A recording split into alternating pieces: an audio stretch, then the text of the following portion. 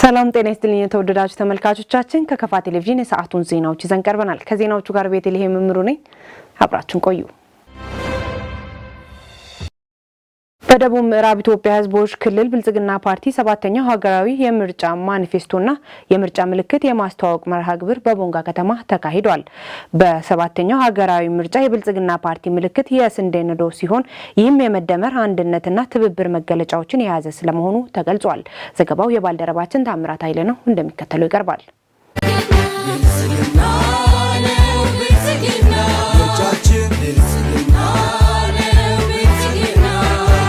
በመድረኩ ተገኝተው መልእክት ያስተላለፉት የክልሉ ብልጽግና ፓርቲ ቅርንጫፍ ጽህፈት ቤት ኃላፊ አቶ ፍቅሬ አማን ኢትዮጵያ በብዙ ነገሮች ራሷን የመቻል እቅዷን እያሳካች ነው ብለዋል።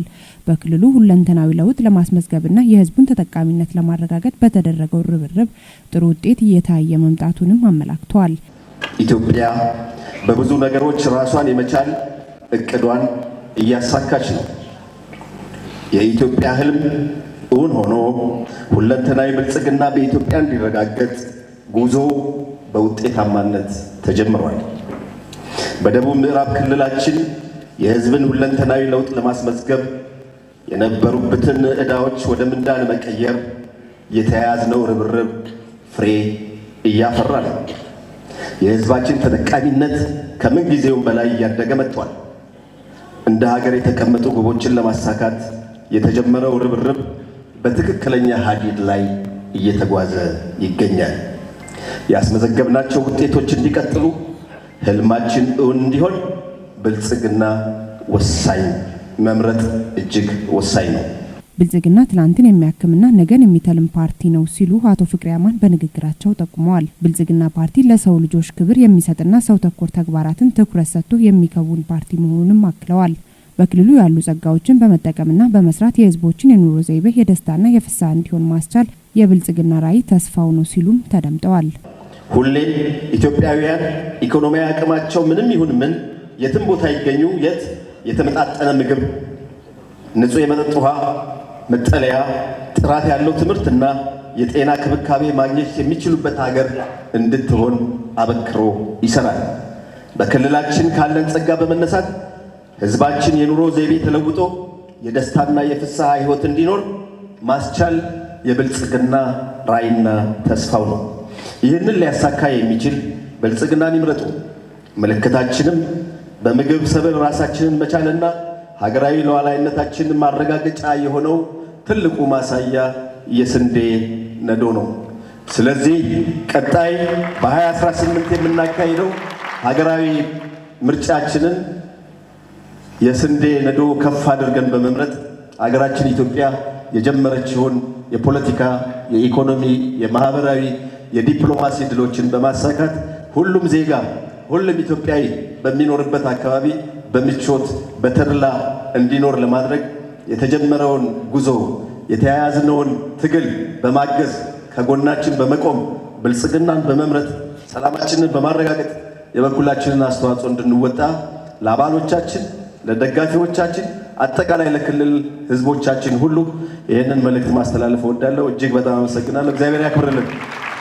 የክልሉ ርዕሰ መስተዳድር ዶክተር ኢንጂነር ነጋሽ ዋጌሾ በበኩላቸው ሰላማዊ ዴሞክራሲያዊና ፍትሃዊ ምርጫ በማካሄድ መንግስት መመስረት የብልጽግና ፓርቲ ግብ መሆኑን ተናግረዋል።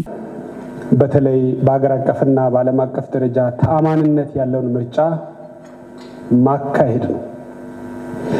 ይሄ አጠቃላይ የምርጫ ሂደቱ የተሳካ በማድረግ የዲሞክራሲ ስርዓት ግንባታን ልምምድን መሰረት ለመጣል አይነተኛ ሚና ይጫወታል ብሎ ብልጽግና ያምናል። አንደኛው ሂደቱ ሲሆን ሁለተኛው ውጤቱ ነው። ምርጫን በአብላጫ ድምፅ በማሸነፍ መንግስት መመስረት አለብን ነው ሁለተኛው ግብ።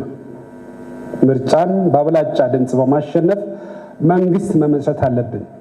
ይህም ደግሞ ብልጽግና ራዕይ ብሎ ያስቀመጣቸውን የብልጽግና ራዕዮችን፣ የብልጽግና ግቦችን፣ የብልጽግና ፕሮግራሞችን ለማሳካት አይነተኛ ሚና ይጫወታል። ስለዚህ እነዚህ መንታ ግቦቹ አንዱ ሂደትን ጤናማና የተሳካ ማድረግ፣ ሁለተኛው ውጤቱ ያማረ እንዲሆን ማድረግ ነው። የብልጽግና ዋነኛ ትኩረቱ ትላንትን ማከምና ነገን መተለም እንደሆነ አስገንዝበዋል። ፓርቲው ጠንካራ ሀገረ መንግስት ግንባታን ለማፋጠን የሚያስችሉ ስራዎችን እያከናወነ የሚገኝ ፓርቲ መሆኑንም ተናግረዋል። በሁሉም ዘርፍ እየተመዘገቡ ያሉ ውጤቶችን ለማስቀጠል ትኩረት ተሰጥቶበት እንደሚሰራ አስገንዝበዋል። የብልጽግና ፓርቲ የምርጫ ምልክት የሆነው የስንዴ ነዶ የመደመር ጥንካሬና የምግብ ሉዓላዊነትን ማሳያ መሆኑን ጠቁመዋል። ሳጠቃልል ብልጽግና ፓርቲ የምርጫ ምልክታችን የስንዴ ነዶ ነው። የስንዴ ነዶ አብሮነትን፣ አንድነትን፣ ጥንካሬን፣ ህብረትን የሚገልጽ ነው። የመደመርና የትብብር ምልክት ነው። በሌላ መልኩ የምግብ ሉዓላዊነትን የምናረጋግጥበት፣ ምርታማነትን የምናወሳበት፣ የምናሳድግበት ምልክታችን ነው። ከዚህም አልፎ በስንዴ አብዮት በማካሄድ ባለፉት 4-5 ዓመታት በሰራናቸው ስራዎች በዓለም አቀፍ ደረጃ እውቅና ያገኘንበት፣ በአገር አቀፍ ደረጃም ደግሞ የምግብ ሉዓላዊነታችን አረጋግጠን ከተረጅነት ለመላቀቅ ትልቅ እምርታዊ ለውጥ ወይም እድገት ያሳየንበት አርማችን ምልክታችን ስለሆነ የስንዴ ነዶ የብልጽግና ፓርቲ የምርጫ ምልክታችን ነው። ስንዴ ነዶን ይምረጡ፣ ብልጽግናን ይምረጡ የሚል ነው። አመሰግናለሁ። በመርሃ ግብሩ የክልልና የዞን ከፍተኛ የመንግስትና ፓርቲ አመራሮች፣ የፓርቲው አባላትና ደጋፊዎች እንዲሁም ጥሪ የተደረገላቸው እንግዶች ተገኝተዋል።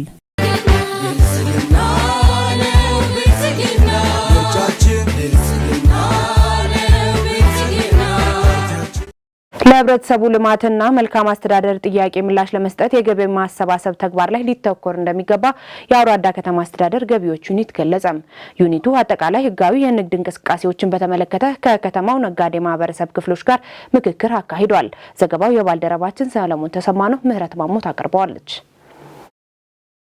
በመድረኩ ላይ የመክፈቻ ንግግር ያደረጉት የአውራዳ ከተማ ከንቲባ አቶ ታረቀኝ ኃይሌም ለከተማዋ እድገት ከፍተኛውን ሚና የሚጫወቱ የነጋዴው ማህበረሰብ ክፍሎች ስለሆኑም የከተማዋን ልማትና የመልካም አስተዳደር ጥያቄዎችን ለመፍታት ከግብር ከፋዩ ነጋዴ ጋር ውይይት ማድረግ አስፈላጊ መሆኑን ተናግረዋል። የአውራዳ ከተማ አስተዳደር ኢኮኖሚ ክላስተር ጽህፈት ቤት ኃላፊ አቶ ደስታ ፍስሐ በበኩላቸውም ነጋዴው ህብረተሰብ ከሚሰራው ስራ የሚከፍለው ግብር ዞሮ ለሚኖርበት አካባቢ ለከተማው ልማት የሚውል መሆኑን አውቀው ግብርን በታማኝነት ሊከፍሉ እንደሚገባም አሳስበዋል። መድረኩን ከተካፈሉት ነጋዴዎች መካከል ለውይይት ከቀረበው ሰነድ ግንዛቤ እንዳገኙ ተናግረዋል። የቀረበልን ሰነድ በጣም በሚገባ ሁኔታ አንደኛ እያንዳንዱ አሁን ለምሳሌ የነጋዴ ማህበረሰብ በግሮሰሪ ንግዱን ካወጣ በኋላ እዛ ህገወጥ ቅድም ባልኩት መሰረት ቅድም ሰነዱ ላይ በቀረበ ልክ በግሮሰሪ ካወጣ በኋላ በግሮሰሪ ስር ምግብ ያዘጋጃል። ሌሎች ተጨማሪ መጠጦችን ይዛ ያቀርባል። መሆን ያለበት ለግሮሰሪ ከሆነ ለግሮሰሪ ፍቃድ በዛ እሱን በሚመለከት ማቅረብ አለበት። እንደገና ሌላ አሁን ቅድም ይዘ ተነግሯል እንጂ ይሄ የተዘጋጀ የልብስ ቡቲክ ነጋዴዎች እዛ ውስጥ ደግሞ ሌላን ጨምሮ ጫማ ምናምን ጨምሮ ሲያመጡ እዛ ላይ መንግስት ማግኘት ባለው ልክ አላገኘም። የነጋዴው ማህበረሰብ የሚገጥሙ ተግዳሮቶች እንዳሉ ገልጸው ጉዳዩ ቢስተካከል ያሉትንም አንስተዋል። ህገወጥ ነጋዴዎች እንግዲህ በህጋዊ መስመር ሳይሆን በአቋራጩ ሀብት ለማካበት ሲሉ ወደ አላስፈላጊ ወደ ህገወጥ ስራዎች ይሰማራሉ። እንደዚህ አይነት ነገሮች ቅድም ብለናል እንጂ ከመድረኩም ተነስቷል እንጂ ተገልጿል እንጂ ለማንም አይሆንም። ምናልባት ለጥቂት ጊዜ ብቻ ህገወጥ ስራዎችን ሰርቶ ሊለወጡ ይችላሉ እንጂ ይሄ ደግሞ መንግስት እያጠና በሚሄድበት ሰዓት ደግሞ መንግስት ላይም ብቻ አይደለም ይሄን ጉዳይ መጣል አለበት። የራሱ ነጋዴ ማህበረሰብም እኔ ህጋዊ በሆነ መንገድ ህጋዊ ፍቃድ አውጥቼ መነገድ አለብኝ የሚለውን አቋም ይዞ ካልሄደ መንግስት ብቻ አይደለም ተጠያቂ። ታችኛ ማህበረሰብም ማግኘት ያለበትን በመሰረተ ልማቶች የሚመጡ ማግኘት ያለበትን ጥቅሞችን ስለሚያጣ ዙሮ አንደኛ ህጋዊ ፍቃድ ያወጣ ህጋዊ ሆኖ በየአመቱ ግብር ይገብራል። ያ ህጋዊ ፍቃድ ሳወጣ ቤት ለቤት ሰፈር ለሰፈር ሲነግድ የነበረ ህገወጥ እሱ የራሱን ገቢ ብቻውን ሲሰበስብ ምን ብሎ ቅሬታ ያነሳል። ራሱ ህጋዊ ሆነ ህጋዊ መስመር ውስጥ የገባ ለመንግስት ቅሬታ ያቀርባል። ይህንን መድረክ ማዘጋጀት የተፈለገበትን ምክንያት ኃላፊዎች እንዲህ ሲሉ ይገልጻሉ። ጥሩ ነው። ያው የዛሬ መድረክ አጠቃላይ እስካሁን ድረስ ባለን የገቢ አሰባሰብ ዙሪያና አብዛኛው አገልግሎት ሰጪ ተቋማት ጋር የህብረተሰቡ አመለካከት ምንድነው፣ ከአገልግሎት አሰጣጥ አንጻር የሚፈጠሩ መልካም ነገሮች ምንድናቸው፣ ተግዳሮቶች ምንድናቸው የሚለውን አንደኛ አገልግሎት ተቀባዩ ማህበረሰብ ስለሆነ ከነሱ ቀጥታ አስተያየት በመቀበል ችግሮች ካሉ ለማስተካከል መልካም ነገሮች ካሉ ደግሞ ይዞ ለመሄድ የተፈጠረ መድረክ ነው። አሁን የገቢን መድረክ ለማድረግ የተፈለገው የተገደደበት ምክንያት ምንድነው? እንግዲህ ገቢ ማለት የአንድ አካባቢ የጀርባ አጥንት ነው። ገቢን በትክክል ሰብስቦ ለታለመለት አላማ ለማዋል መጀመሪያ መሰብሰብ ያስፈልጋል። ለመሰብሰብ ደግሞ በገቢ ስርዓት ውስጥ ያሉ ችግሮችን ለነጋዴዎች ማስገንዘብ ያስፈልጋል ማለት ነው። ከዚህ አንጻር ነው የዛሬን መድረክ ነጋዴዎቻችንን ሰብስበን የገቢን መድረክ የፈጠር ነው። የገቢ መድረክ ስንፈጥር ደግሞ እቅዳችን ስንት ነበረ? ከእቅዳችን ደግሞ እስካሁን ካለው ግማሽ ዓመት ላይ ደርሰናል። ስንት ሰብስበናል?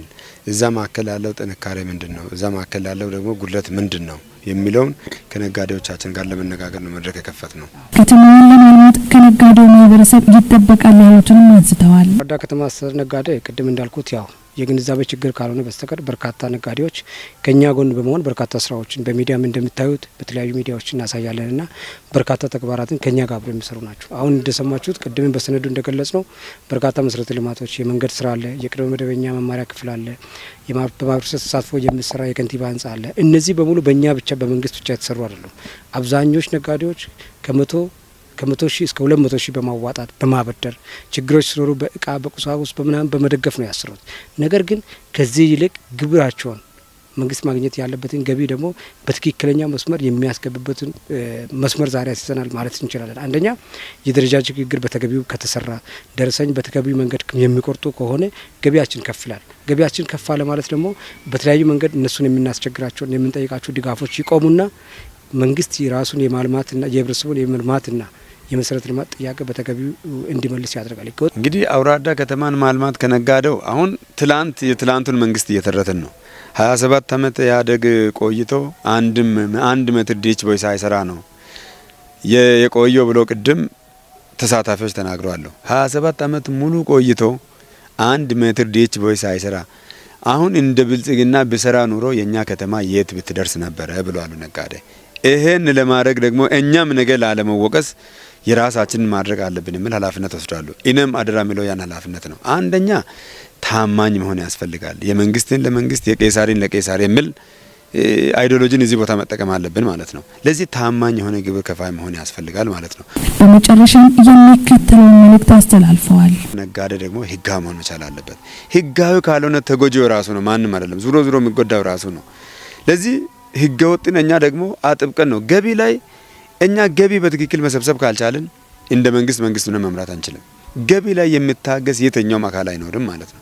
በዚህ ማዕከል ደግሞ ህገ ወጥ ነው ህጋዊ ነጋዴን ለማድከም ለሚመጡ ሰዎች ጊዜ አንሰጥም። አሁን ቅድም እኛ እያየን የምናልፋቸው አይነት ሆኖ ተነሱ ጥያቄዎች አሉ። እያየን በፍጹም አናልፍም። ተከታትለን እስከ ቦንጋ ተከታትለን ያዝናቸው ህገወጥ ቡናዎች አሉ። እስከ ቦንጋ ከአውራዳ ጀምረን ቀድሞ ሲሄድ እስከ ቦንጋ ተከታትለን እስከ ቦንጋም እየተደዋወልን ደቻ ጋርም እየተደዋወልን ያዝናቸው አግባቦች አሉ። ይሄ ዙሮ ተጎጂው ግለሰብ ራሱ እስከሆነ ድረስ ህገወጥ የሚባል ነገር መጸየፍ መቻል አለብን። ህገወጥን ደግሞ መንግስት የማዳገጥ እርምጃ የሚወስድ መሆኑን በተገቢ መረዳት ህገወጥ ነው። ምንም የሚሰጠው ነገር የለም። ለዚህ ህገወጥ መሆኑን አውቀው ከህገወጥነት ወደ ህጋዊ ማዕቀፍ መምጣት መቻል አለባቸው። በቡና ብቻ አይደለም። ቅድም በተባለው ልክ የተወሰኑ የንግድን ስርዓት የገበያን ስርዓት ያለ መጠበቅ ህገወጥነትም አለ። የራሱን ንግድ ፍቃድ ሌላው እንዲጭን የማረግም ነገር አለ። አልፎ ይታያሉ እነዚህ ነገሮች በዛሬ መድረክ በጣም በጋራ ተመካክረናል። ካሁን በኋላ እናስቀጥልም ማለት ነው። እኛ የትኛውም ሰው አሁን ግብር ሲመጣ የመጥፋት ግብር ሲመጣ አላስፈላጊ ነገር የመናገር ይሄ አይኖርም። ተማምነንበት ነው። ይሄ መንግስት እዚህ ቦታ ላይ እስካለ ድረስ ከተማውን መለወጥ መቻል አለበት። የሚለወጡ ከተማው ደግሞ የራሱ የህብረተሰቡ ነው፣ የማንም አይደለም። ይሄን የጋራ ግንዛቤ ይዞ የፓርቲያችንም ስም ብልጽግና ነው፣ መበልጸግ ነው፣ ከተማውን ማብዘግ ነው። ነጋዴው በህግ ማዕቀፍ ውስጥ ነው፣ ራሱን ማሻሻል ነው። ይሄን ደግሞ የማይደግፍ አመራር አይኖርምና ህገወጥን አሁንም እኛ አጥብቀን ነው የምንከታተለው። ህብረተሰብም ደግሞ የትኛውም ቦታ ላይ ሆኖ የፖሊስ አዛዥ ስልክ አለ፣ የገቢ ኃላፊ ስልክ አለ፣ የነ ስልክ አላቸው ጥቆማዎችን ይስጡ። እኛም ደግሞ በተገቢ ክትትል አድርገን ህገወጥን ህጋዊ ማድረግ ስራ እንሰራለን ብዬ አስባለሁ። ሰባተኛው ጠቅላላ ሀገራዊ ምርጫ ሙሉ ሂደቱ ሰላማዊ በሆነ መንገድ መጠናቀቅ በሚችልበት ሁኔታ ላይ በከፋ ዞን የሚገኙ የፖለቲካ ፓርቲዎች የጋራ ምክር ቤት አባላት በሀገር አቀፍ የፓርቲዎች የመተዳደሪያ ደንብ ዙሪያ መከሩ። በግንቦት ወር በሚካሄደው ምርጫ የሚወዳደሩ ተፎካካሪ የፖለቲካ ፓርቲዎች የጋራ ምክር ቤቱን መተዳደሪያ ደንብ አክብረው እንዲንቀሳቀሱ ምክር ቤቱ አሳስቧል። ክፍለ ያለሙ በሰባተኛው ጠቅላላ ሀገራዊ ምርጫ በከፋ ዞን እስካሁን ባለው መረጃ 10 የፖለቲካ ፓርቲዎች ለመፎካከር የተመዘገቡ ሲሆን ከነዚህ ውስጥ 2ቱ ክልላዊ የፖለቲካ ፓርቲዎች ናቸው። የካፋ ዞን የፖለቲካ ፓርቲዎች የጋራ ምክር ቤት ምክትል ሰብሳቢና የብልጽግና ፓርቲ ተወካዩ አቶ ታከለ ታምሩ በምርጫው የሚሳተፉ የፖለቲካ ፓርቲዎች ቁጥር ከፍ ሊል እንደሚችል ለተፎካካሪ የፖለቲካ ፓርቲዎች በተዘጋጀ ሀገር አቀፍ የፖለቲካ ፓርቲዎች መተዳደሪያ ደንብ ላይ በተመከረበት ወቅት ገልጸዋል። እንደሳቸው ገለጻ በዞኑ ምርጫውን ሰላማዊ በሆነ መንገድ ለማካሄድ የሚያስችሉ የቅድመ ዝግጅት ስራዎች እየተጠናቀቁና ወደ ተግባር እየተገባ ነው። በዞኑ ማዕከል የሚንቀሳቀሰው የፖለቲካ ፓርቲዎች የጋራ ምክር ቤት ባለፉት 3 ዓመታት ምንም አይነት የጎላ ችግር አላጋጠመውም ያሉት አቶ ታከለ ጥቃቅን ችግሮችን ወረዳም ድረስ በመሄድ መፍታት መቻሉን ገልጸዋል። ምክትል የጋራ ምክር ቤቱ ሰብሳቢ አክለውም ይህ ልምድ ለሰባተኛው ሀገራዊ ምርጫ ስኬታማነት አጋዥ ነው ብለዋል። የፖለቲካ ፓርቲዎች የጋራ ምክር ቤት ሰብሳቢና የነጻነትና እኩልነት ፓርቲ አባሉ ወጣት ናትናኤል በድሩ ለምርጫው ስኬታማነት ጥቃቅን ችግሮችን በወደ ሰፊነት ማለፍ እንደሚያስፈልግ አሳስበዋል። ነገራቶችን በንግግርና በውይይት ለመፍታት መሞከር ያስፈልጋል። አንድ ጊዜ ላይሆን ይችላል፣ 2 ጊዜ ላይሆን ይችላል። ከዛ በኋላ ነው ሁኔታውን አይተን የሚቀጥሉ ከሆነ ደብዳቤዎች አብዛኛው ጊዜ ምናየው ምንድነው በትንሽ ነገር መግለጫ ይወጣል፣ በትንሽ ነገር ቅሬታ ይወጣል፣ በትንሽ ነገር የተለያየ ነገር ይፈጠራል ማለት ነው። ስለዚህ የሆነች ነገር በተፈጠረ ሰዓት ላይ ያችን ነገር ከምናሰፋ ወደ ሰፊ ሆነን ከመንግስት አካላት ጋር በቃል መነጋገር፣ በቅርበት መስራት ከዛ በኋላ ይሁን የደብዳቤዎችም የባለድርሻ አካላት ሰብአዊ መብት ኮሚሽን ሊሆን ይችላል እንደተባለው አሁን ያለው የኮማንድ ፖስት ነው የተለያየ ሊሆን ይችላል። ስለዚህ ከተፎካካሪ ፓርቲ ምን ይጠበቃል? ወደ ሰፊነት ይጠበቃል ማለት ነው። ወደ ሰፊነት በጣም ይጠበቃል፣ መረጋጋት ይጠበቃል። ምክንያቱም በዚህ ምርጫ የምናተርፈው ኢትዮጵያ ስታሸንፍ ብቻና ብቻ ነው ብዬ ነው የማስበው። በመተዳደሪያ ደንቡ ዙሪያ የተሰጠው የግንዛቤ ማስጨበጫ ለምርጫው ስኬታማነት አጋዥ መሆኑን የገለጹት ደግሞ የእናት ፓርቲ አባልና የጋራ ምክር ቤቱ ጸሐፊ መምህር እስራኤል ጌታቸው ናቸው።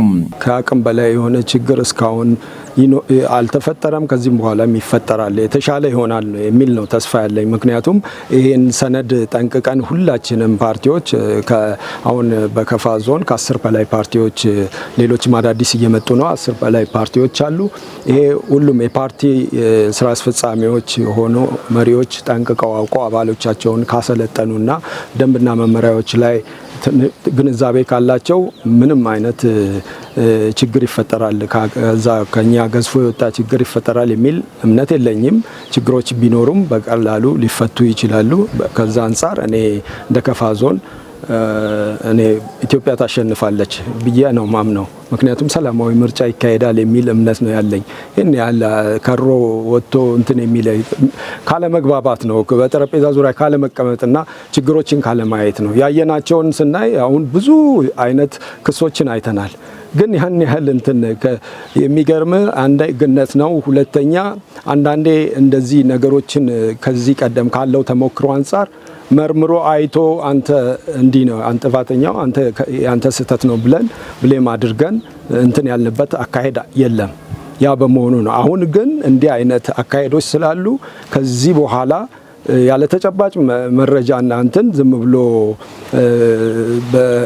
አንድ ነገር በባዶ ሜዳ በማስጮህ የሚመጣ ነገር እንደሌለ አሁን እየተረዱ ያሉ ይመስለኛል። ሁላችንም እንረዳለን ይሄንን ተጨባጭ የሆነ ነገር። ግን በጋራ ምክር ቤት መተን የከበደ የሚመስል ነገር ቀሎ ነው የምናየው እና አሁን ላይ ያሉት እንግዲህ እስካሁን ባለው ሁኔታ ተመካክሮ እንትን የመንግስት አካላትም እየተባበሩን እየሰራን ነው ያለ ነው። ከካፋ ዞን ጠሎ ወረዳ የእናት ፓርቲ አባል የሆኑት መምህር ታደለ ተመስገን ለምርጫ ሂደቱ ስኬታማነት ሐሰተኛ መረጃ የሚያሰራጩና የማህበራዊ ሚዲያ ጸሐፊዎችን መከላከልና ማጋለጥ ይገባል ብለዋል። ፌክ አካውንትና ፌክ ኒውስን ተለይቶ በብዛት አሁን መንግስት አጽንኦት ሰጥቶ መናገርና በሚዲያዎችም አዘውትሮ ወይም ዘውትር ሁሉ ጊዜ ማስተላለፍ ያለበት ጉዳይ ነገር ቢኖር ምንድነው ፌክ አካውንቶቹ ሐሳባቸው ውሸት እንደሆነና ራሳ ባለቤት የሌላቸው በመሆኑ ፌክ አካውንቶቹን ሰዎቹ አንደኛ ፌክ አካውንቶቹን ማሳወቅ ነው። ሁለተኛ ደግሞ ፌክ አካውንቶቹ ደግሞ በተቻለ መጠን ውሸት እንደሆነ መግለጽ ያስፈልጋል። ያ ማለት ምን ማለት ነው? እያንዳንዱ በወረዳ ውስጥ ያሉ በየወረዳ ውስጥ ያሉ የብልጽግና አባላትም ይሁን ፖለቲካ ፓርቲዎችም ይሁን በተቻለ ሁሉም እዛ አካባቢ የሚዘወተሩ የጠሎ አካባቢ የሚዘወተሩ መረጃዎች አሉ። ሽሽንዳ ወረዳ የሚዘወተሩ መረጃዎች አሉና ይሄ በዚህ ጉዳይ ስለ ጠሎ ወረዳ የሚቀርቡ በዚህ አካውንት የሚቀርቡት ፌክ አካውንት ናቸውና ባለቤት የሌላቸው ናቸው ማለት ባለቤቱ ተደብቆ የሚያወራበት ነውና ውሸት እንደሆነ በየወረዳ በየዞኑ አጽንኦት ሰጥቶ ለዙ ማሳወቅ ያስፈልጋል ማለት ነው። በግንዛቤ ማስጨበጫ መድረኩ የተሳተፉት እኚሁ መምህር ለምርጫው ስኬታማነት የሐሳብ ልዕልናን እንደሚያከብሩ ገልጸዋል። በሐሳብ ልዕልና ወይም በሐሳብ በላይነት ማመን እንግዲህ ለጤናማ ሰው ግዴታ ነው ማለት ነው። ይሄንን በዚህ እናምናለን። በሐሳብ በላይነት የምንደራደረውና የምንፎካከረው በዚህ እናምናለን። ይህን ምርጫውን በሰላማዊ መንገድ ለማሳካት የምርጫ ቦርድ ህግ አለ፣ ሀገሪቱ ህገ መንግስት አለ፣ መመሪያዎች አሉና እንግዲህ ከመመሪያና ከህገ መንግስትና ከምርጫ ቦርድ ህግ ጋር እነዚህን ለአባሎቻችን አቻችለንና አስተምረን ምርጫ በሰላማዊና በስኬታማዊነት እንዲጠናቀቅ ርብርብ እናደርጋለን። የካፋ ዞን የፖለቲካ ፓርቲዎች የጋራ ምክር ቤት ሰብሳቢው ወጣት ናትናኤል በድሩ በሀገራዊ ምርጫው ሂደት ማንም ያሸንፍ ማንም ኢትዮጵያ በዓለም መድረክ አሸናፊ እንድትሆን ሰላማዊ ምርጫ ማካሄድ አለብን ብለዋል። ሀገራችን ስታሸንፍ ካፋ ዲሞክራሲያዊ ካይዳ አሸንፏል፣ ብልጽግና አሸንፏል፣ እናት አሸንፏል፣ መያድ አሸንፏል፣ ነጻነትና እኩልነት ፓርቲ አሸንፏል ማለት ነው። ኢትዮጵያ ታሸንፍ። ኢትዮጵያ እንድታሸንፍ ከፈለግን ሰላማዊ፣ ዲሞክራሲያዊ፣ ታማኝ፣ ፍትሃዊ ምርጫ ማድረግ መቻል አለብን ማለት ነው። የሀገሪቱን ዴሞክራሲያዊ ስርዓት በማጎልበት ጠንካራ የመድበለ ፓርቲ ስርዓት እንዲረጋገጥ ከማድረግ አኳያ የበኩሉን እየተወጣ መሆኑን የካፋ አረንጓዴ ፓርቲ ገለጸ። ፓርቲው ሶስተኛ መደበኛ ጠቅላላ ጉባኤውን መፎካከርና መተባበር ለሀገር ግንባታ በሚል መሪ ቃል በቦንጋ ከተማ አካሂዷል። ጽዮን ታደለ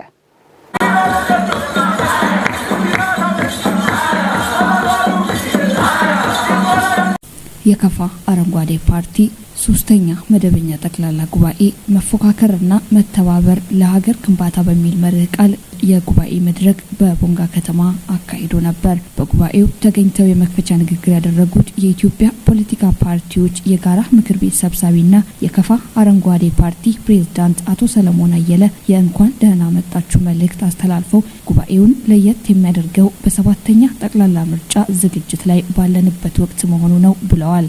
በፖለቲካ ፓርቲዎች ምዝገባ አዋጅ መሰረት መሟላት የሚገባቸውን መስፈርቶች በማሟላት ለብሔራዊ ምርጫ ቦርድ ከማቅረብ ባለፈ ስድስተኛውን ሀገራዊ ምርጫ በመሳተፍ የዲሞክራሲ ባህል ልምድ አካል መሆን የቻለ ፓርቲ ነው ብለዋል። ለካፋ ህዝቦች የሚቆምና ማህበራዊ፣ ኢኮኖሚያዊና ፖለቲካዊ ዘርፎች መብቶቻቸውን ማስከበር የሚችል እንዲሁም እነዚህ መብቶች ባልተከበሩበት ወቅት መሞገት መታገል የሚችልበት ጠንካራ ህዝባዊ መሰረት ያለው ፓርቲ መሰረት ከመቼውም ጊዜ በላይ አስፈላጊ መሆኑን አውስተዋል። ዜጎች በሀገራቸው ማየት የሚፈልጓቸው ማህበራዊ፣ ኢኮኖሚያዊና ፖለቲካዊ ለውጦች እውን ለማድረግ ተመሳሳይ ሀሳብ ያላቸው የማህበረሰብ ክፍሎች በአንድ የፖለቲካ ድርጅት ጥላ ስር ተደራጅተው ይታገላሉ። የፖለቲካ ፓርቲዎች ፖሊሲና ፕሮግራም አዘጋጅተው ለዜጎች በማቅረብ በምርጫ አሸናፊ ሲሆኑ ሀገር ይመራሉ። የፖለቲካ ፓርቲዎች በሀገራችን ማህበራዊ፣ ኢኮኖሚያዊና ፖለቲካዊ ህይወት ውስጥ ያላቸው ሚና እጅግ ከፍተኛ ነው። በዚህም ላይ ከአባ ተቋዳሽ ነው። ሀገሪቱን ወደ ዲሞክራሲያዊ ስርዓት ለማሻገርና ጠንካራ የመድብለ ፓርቲ ስርዓት እንዲረጋገጥ በሚደረገው ጥረት የበኩሉን ለማበርከት ከፍተኛ ጥረት እያደረገ መሆኑን ገልጸዋል። ፓርቲው በቀጣይ በሀገራችን በሚካሄደው ሰባተኛ ሀገራዊ ምርጫ ነጻ፣ ፍትሃዊና ሰላማዊ ዲሞክራሲያዊ ይሆን ዘንድ የራሱን አስተዋጽኦ እንደሚያበረክት ገልጸው ባለድርሻ አካላት የበኩላቸውን እንዲወጡም ጥሪ አቅርበዋል። ታማ እንዲሆን አስቻይ ሁኔታን መፍጠርና ለሰላማዊ የፖለቲካ ባህል መገንባት ከአባ አዎንታዊ አስተዋጽኦን ያበረክታል። ፓርቲያችን በሀገራችን ዘላቂ ሰላም ለመፍጠርና ሰላማዊ የፖለቲካ ባህል ለመገንባት የሚደረገውን ጥረት ከባለድርሻ አካላት ጋር በትብብር በመስራት አጠናክረን እንደምንቀጥል ለመግለጽ እወዳለሁ። ምርጫ የአንድ አገር የፖለቲካ ስርዓት መሰረት ሲሆን የአንድ አገር የዲሞክራሲ ስርዓት የደረሰበትን የእድገት ደረጃ ማሳያ የፖለቲካ ሂደትም ነው። ምርጫ ህዝብ የሉዓላዊ ስልጣን ባለቤት መሆኑን የሚረጋገጥበት መንገድ ሲሆን የመምረጥና የመመረጥ መብት ከዲሞክራሲያዊ መብቶች አንዱና ዋነኛው ነው።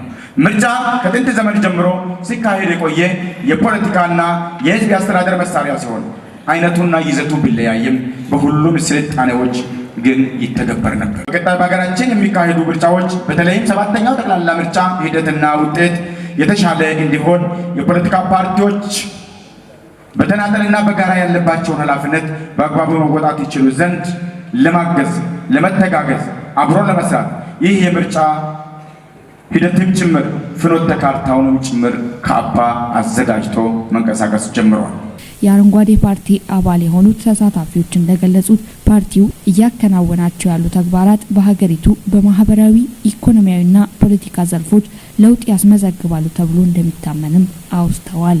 ማህበራዊ፣ ፖለቲካዊ፣ ኢኮኖሚያዊ ችግሮችን ለመፍታት ካሸነፍን እሰየው። እነዚህ ክፍተቶችን ለመሸፈን ብዙ ጥረት እናደርጋለን። ምንሸነፍ ከሆነ ቴንኪዩ ብለን ካለው መንግስት ጋር ትግሉ ይቀጥላል። ፓርቲያችን አካታች ከመሆኑ አንጻር ማህበራዊ ኢኮኖሚያዊ ልማቶች በተገቢ ሁኔታ እንዲከናወኑ የራሱን ሚና ይጫወታል። ፓርቲያችን በመረጥ የከፋን ህዝብ ጥያቄዎች እንዲመለሱ በጥብቅ ይሰራል ማለት ነው። በጥብቅ የከፋ ህዝብ ብሎም ከከፋ ጋር አብሮ የሚኖሩ ሌሎች የኢትዮጵያ ዜጎችና ብሔሮች በእኩልነት መብታቸው እንዲረጋገጥ የመልማት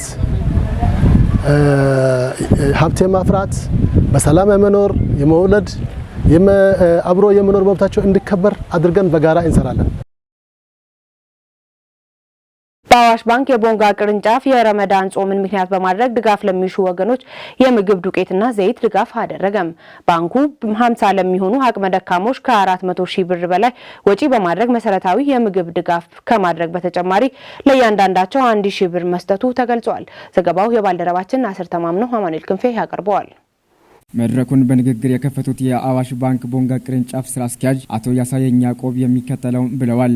ታላቅ የረመዳን ጾም ሁላችሁንም እንኳን አደረሳችሁ። አዋሽ ባንክ እንግዲህ ሁሌም ያው በሀገር ደረጃ ትልልቅ ስራዎችን በየአመቱ እየሰራ ይገኛል። ሙስሊሙ ማህበረሰብ ዘንድሮም እንግዲህ በድጋሚ በዚህኛው በ2018 የረመዳን ጾም አቅም ለሌላቸው ህዝባችን ወገናችን በሚል የማዕድ ማጋራት ፕሮግራም አዘጋጅቶ አሁን ድጋፍ እየሰጠን እንገኛለን። ኦልሞስት ከ400 ሺህ ብር በላይ የሚጠጋ ወጪ አውጥተናል። ለእያንዳንዳቸው ከ50 በላይ አቅመ ደካሞችን የዘይት፣ የዱቄት እንዲሁም የሩዝ እና ለእያንዳንዳቸው ደግሞ ለ50 ቤተሰብ 1 ሺህ ብር ወደ አካውንታቸው የሚገባ አዘጋጅተናል። ጾሙ የሰላም ይሁንላችሁ። ከምንም በላይ ደግሞ ሀገራችን ኢትዮጵያ ሰላም ያደርግልን። ከአዋሽ ባንክ ጋር እንግዲህ እንደ ወንዙ ሁላችሁም ከኛ ጋር እንዲሰሩ በዚህ አጋጣሚ ጥሪ ለማስተላለፍ እፈልጋለሁ። በድጋፍ ስነ ስርዓቱ ላይ የተገኙት የመጅሊስ ተወካዮች በበኩላቸው ምስጋናቸውን አቅርበዋል። ያው አዋሽ ባንክ በየአመቱ እንግዲህ እንደተለመደው ተቸገሩ ሙስሊም ወንድምና እህቶች፣ አባቶችና እናቶች ከፍተኛ የሆነ ድጋፍ እያደረገ ነው። እስካሁን በአይነቱ ከፍተኛ የሆነ ድጋፍ ካደረጉ ባንኮች ዋነኛና ግንባር ቀደም አዋሽ ባንክ ነው። ዘንድሮም ደግሞ ከ50 በላይ ለሚሆኑ ለተቸገሩ ሙስሊም ወገኖቻችን ወንድሞችና እህቶቻችን ወደ 400 ሺህ ብር ከዛ በላይ የሚሆን ገንዘብ በማውጣት ሙስሊሞችን እየደገፉ እያገዙ ይገኛሉ።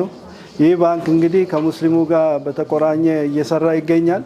ይህን ባንክ ወላሂ ሁላችንም በምንችለው ያህል መደገፍ ማገዝ አለብን። እነሱም ለችግራችን እየደረሱ ነው፣ ለተቸገሩ እየደረሱ ነው።